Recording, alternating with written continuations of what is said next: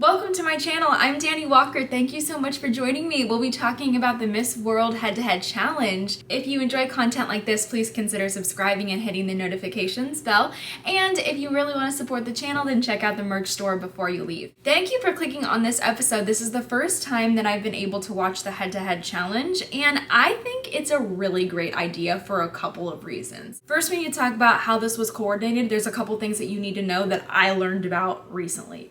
So the head-to-head challenge is between all of the contestants. They break them up into 16 separate groups, and these separate groups are going head-to-head. This competition was first introduced in 2017, so it is relatively new, but if you break up the contestants into 16 groups, and each of these segments takes about 30 minutes per group, it's roughly about 8 hours of competition. There's no way you can do this during a final show with all these contestants, but it is a really nice look into what potentially each contestant's interview is also going to look like. And so I like doing this and having it as a qualifying event, because then we're not seeing these speeches presented on stage, which might not be the best for production value of the show. So it's like, if you love pageantry and you really want to follow these contestants, it's smart that they're streaming this and they're placing it on YouTube. Some of these videos have over 100,000 views. And the other really smart thing about this competition is that the contestants in each group, when they're competing, they are competing for a qualifying spot in the top 16. Well, how do we choose the top 16? By fan votes. Of course, the contestants are going to encourage all of their followers to watch and to vote for them. Now, there is an advantage and a disadvantage depending on what country you're from and who you are. So if it's according to fan votes, there are going to be some countries that, by nature of what country it is and how they support their contestants in their pageants, that 9 times out of 10, that country's title holder is probably going to make it into the semi-finalist round of the head-to-head competition because they have so much fan support. Or if you happen to be a contestant that has your own large following online, you could ask them to vote, and you're making it up into that semifinal for this competition. That potentially qualifies you for a spot in the semifinals for the actual Miss World competition. Here's how this competition looks. We get to see a contestant video from each of the contestants. Then the contestants are asked a question, sometimes a follow-up question. It's not precise. This is a deeper dive into who this contestant really is, and it's a moment for her to be able to also showcase her communication skills. These groups of 16 are in random order. That's the other interesting thing about this. They're not alphabetical, so it's really changing things up. It's neat to see this little head-to-head. Now, after everybody answers their own unique question, there are pre-prepared questions, and each contestant gets one question, and they go down the line. A lot of these questions were recycled for different groups, so we saw a lot of the same questions getting asked over and over, which is fine, because as long as the contestants aren't sharing with the next group what the contestants were, then it doesn't matter. It's all new to them. So I'm going to talk about contestants that are really standing out to me in no particular order. Even if some of these contestants didn't make it into the final round for the head-to-head, I want to mention them because I think that the way that they performed really says something about how their interview is going to go. So it's important to pay attention to these contestants, because I think that some of them didn't make it to a semifinal by nature of who they were up against, because they were competing against countries that are all about supporting their contestant, countries that you know are going to vote. We're actually starting today in our group 1 with USA. Shri was very on brand in her interview, and I know her. I've worked with her actually in the past, and hearing what she was gonna say, I was really proud of her, because I was like, yes, girl, like, you know your messaging, you know what you wanna talk about. And so I was really happy about that. Malaysia, to me, who I talked about in another recent episode, one of my faves. I talked about how she's a fan fave, and she really stood out to me for this. Now, our next group 2, England. Love how she speaks, love it, great produced video too. South Africa, my heart, great video. I've talked about her before. She's a powerful speaker. I think that the video itself was powerful. That makes a lot of sense for her. It was really beautifully shot. Also, she talked about being inspired by her grandmother, and that's what has led her to this life of service and passion for education. Group 3, Paraguay was good. Now she made it. She qualified for the semifinals for this. but Dominican Republic is the one that really caught my attention out of this group. I think that she's beautiful. I like how natural she is. She seems really, really fun and just has a positive energy about her. If you're watching this episode because you're a pageant contestant and you aspire to reach that Miss World stage, or any pageant for that matter, then check out my free pageant prep course that is filled with lots of tips for how you can get organized and prepare for your next competition. Group number 4, I really liked Honduras. I thought that she was very sweet. She came across to me as very likable, and then the words that she had to say about her dad, it just felt like she was laying her heart out there. And so for me, that was scoring some big points. In group number 5, Venezuela was the clear standout winner to me. Not only does she have support from her country, but I thought it was very well deserved. She was really, really beautiful. There's a genuine quality about her when she speaks. She was asked for the final question, what is something she would change in the world if she could? She talked about getting rid of the things that limit us, that come in between us. And she said that the pandemic taught us a really good lesson, and that the power of a country is not in their armies, but the power of a country is in how basically, how you treat one another. It's in the peace of a country. And I thought it was so beautiful. The words that she said were so beautiful and so inspirational. Now we have group 6, and in there, Kenya, can I just say, so gorgeous, just so gorgeous. I thought she had a really great message too about youth. That's really something that I think goes over so well in any pageant, is caring about children. Trinidad and Tobago stood out to me. She's an entrepreneur. She has her own makeup business, and I also took a note that for her second question that she had a really, really great answer. Group number 7, I personally love Jamaica. Loved the video. She spoke so comfortably about her training as a chef. It just felt truly conversational. It didn't feel like she had any walls up. Argentina, let's talk about her. She's an investigative journalist. She speaks so well on camera, I think because of this. Talk about having an advantage during this competition. And she just made this look so easy. So I'm looking out for her for the overall competition too. Group number 8, Botswana to me is gorgeous, just gorgeous. I think that she looked beautiful in her image. It was one of the ones that stood out to me. I did a whole other episode about headshot images. She was very, very authentic in her video. That's to me what was coming across. I like that she also showcased some dances from her culture. And she made a statement in the video where she said, I am beauty with a purpose. And I just granted, maybe I haven't noticed it, but it just struck me because I don't feel like I've heard that before from another contestant. I feel that there is this charm about her, and I wrote a note that just said, give her a mic. She is going to do so well for onstage questions. So I was really happy that she moved on to the semifinal round for this. Iceland, her video was so well produced. It really just drew me in. She's also a self-defense teacher. I thought she was incredibly engaging. In group number 9, Vietnam. Vietnam to me, I was just like, this has got to be the winner for this group. She advocates for education. She's very sweet, beautiful. My note for her was that she just sounded so well prepared, but not in a bad way where it sounded rehearsed. It just went over very, very well. But I also really liked Brazil. She is a law school graduate, but she also had thyroid cancer. And to me, I'm just like, wow, the things that you've overcome are incredible. That's no easy thing, and it's something that's really scary. I will say this for many of the contestants this year, as I was so blown away, and honestly, it makes me emotional thinking about it. Thinking about the adversities that these women have overcome and what they've chosen to do with the life that they've been given. And I was very, very impressed.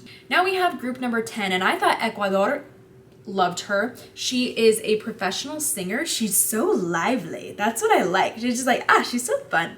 But she also teaches children with disabilities.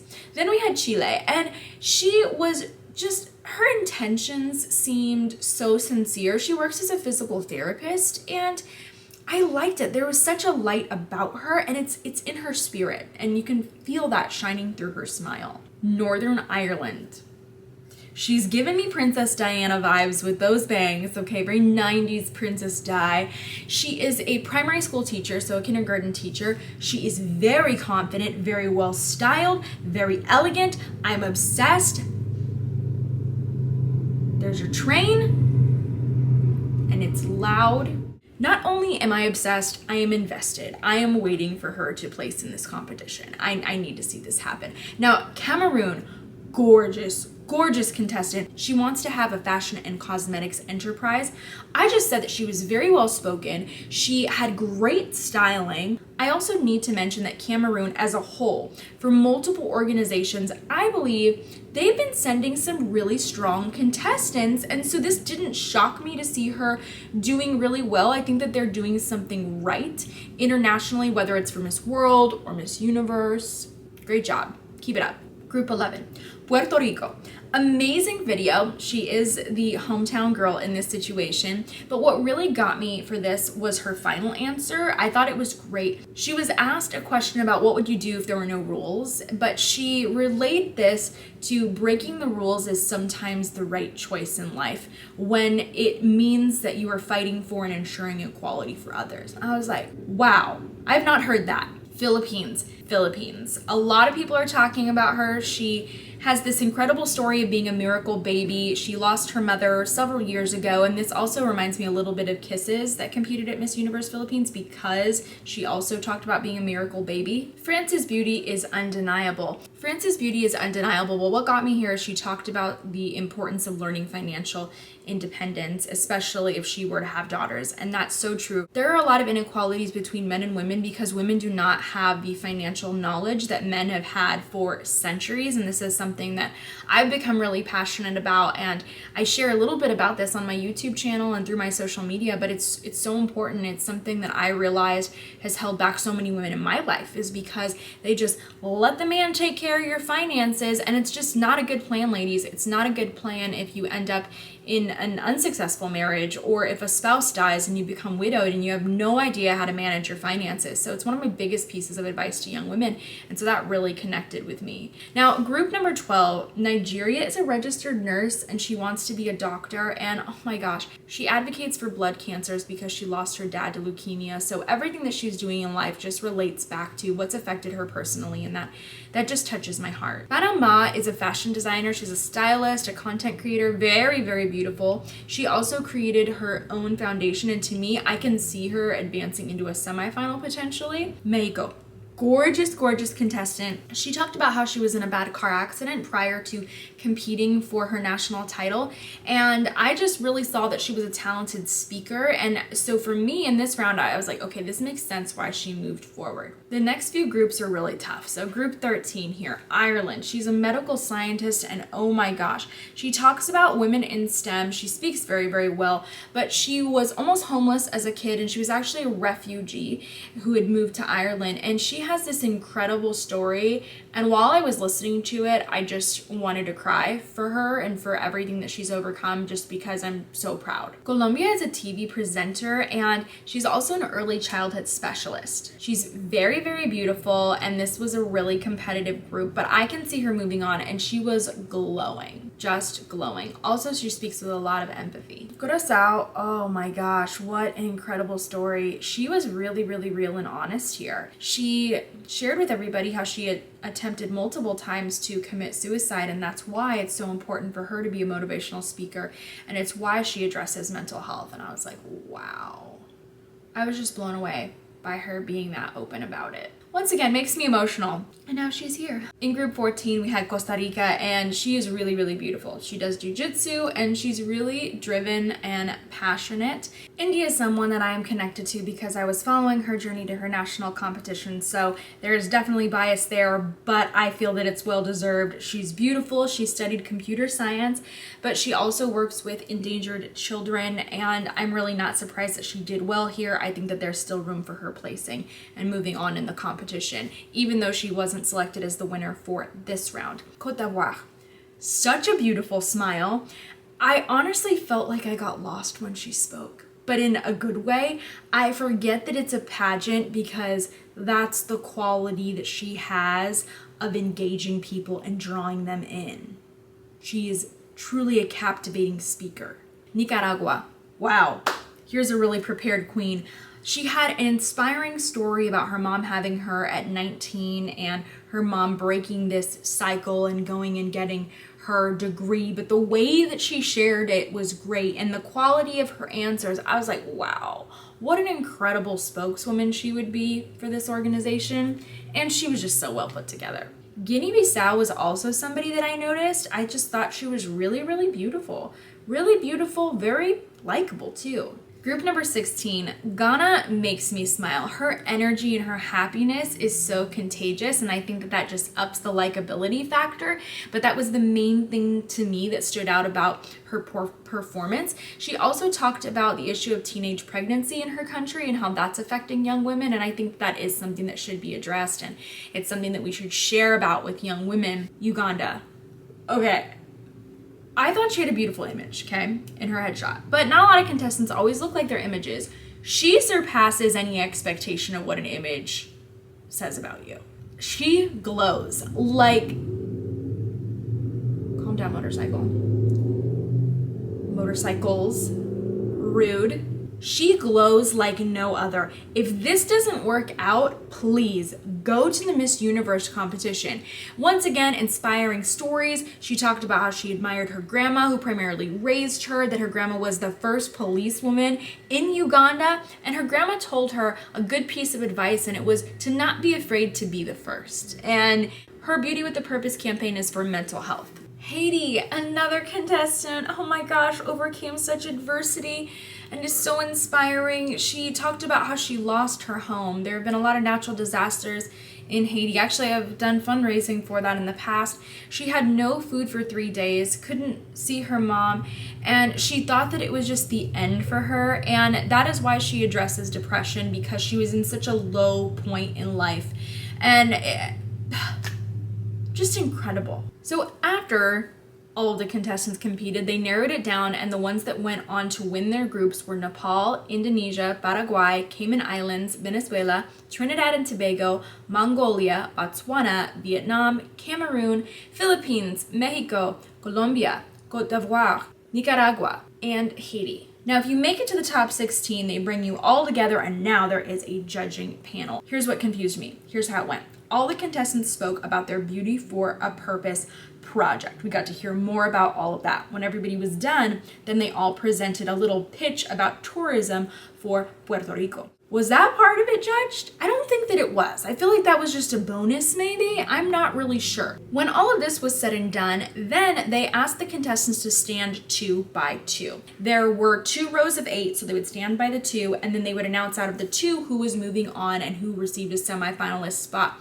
I thought that there was just going to be one winner for the head-to-head challenge. Apparently there were multiples, and I don't understand how they were matched up. This was not in alphabetical order, so I think that that could definitely affect scores and skew things. I was confused. There are a few contestants that really stood out to me though overall in this, because I didn't know that there were going to be multiple winners, so I was just over here writing down a bunch of girls.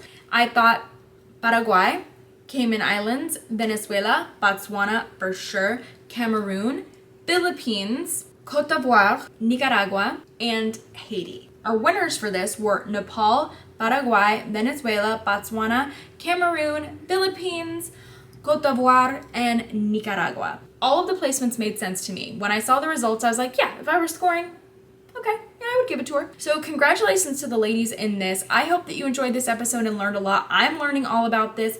I honestly need an episode about how in the world do they score Miss World, because I am so confused. I don't even understand that they have all these different placements and there's multiple. I know that there's multiple ways to qualify for finals at Miss World, but it's a lot. Let me know if you want to see that episode. I'll talk to people. I'll try to figure out how to make all of this make sense. So congratulations to these ladies. They will be going on to compete in the finals, and that has been postponed until March. So if you guys want to see some more Miss World content between now and then, let me know. Leave your requests in the comments below. I greatly appreciate it. Thank you so much for joining me for this episode, and I hope you're going to tune in for the next one.